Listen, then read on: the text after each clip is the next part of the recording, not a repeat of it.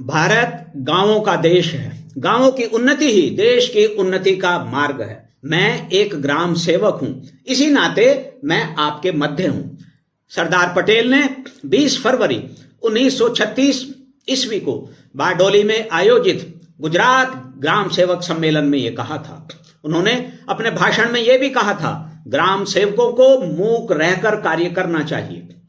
सेवा के बदले किसी प्रशंसा, स्वागत, सम्मान, पारितोषिक आदि की इच्छा नहीं रखनी चाहिए।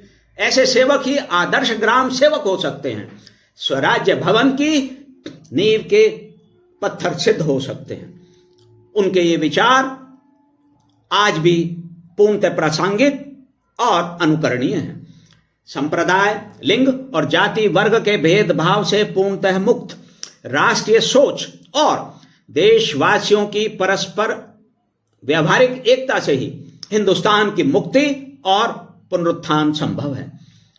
इस हेतु शिक्षक विद्यार्थी वर्ग की भूमिका अति महत्वपूर्ण है। इसके लिए शिक्षकों, विद्यार्थियों का उत्तरदायित्व भी सबसे अधिक है। मार्च 1936 ईस्वी में गुरुकुल कांगड़ी हरिद्वार के दीक्षांत समारोह, तदुपरांत गुरुकुल कन्या देहरादून में, जहां वे अपनी अस्वस्थता के बाद भी गए थे, सरदार पटेल के ये प्रमुख उद्गार थे।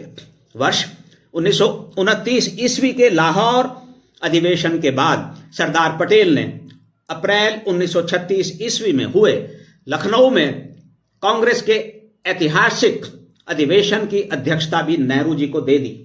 हमने इसका पहले भी उल्लेख किया है, लेकिन वे पुनर्गठित कांग्रेस पार्लियामेंट्री बोर्ड के अध्यक्ष रहे। उन्हीं की प्रेरणा और पहल से प्रांतीय विधानसभाओं के आगामी चुनावों के लिए केंद्र की ही भांति प्रत्येक प्रांत में भी पार्लियामेंट्री बोर्ड बनाने का निश्चय हुआ। उम्मीदवारों के लिए शपथ पत्र और उनकी उम्मीदवारी की घोषणा की व्यवस्था हुई। साथ ही दल के चुनाव घोषणा पत्र की भी स्वीकृति। दल में पूरा अनुशासन रहे और वह सुनिश्चित हो।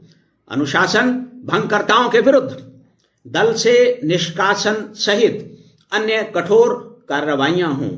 सरदार साहब के नेतृत्व में यह व्यवस्था भी हुई, उस पर व्यवहार भी हुआ।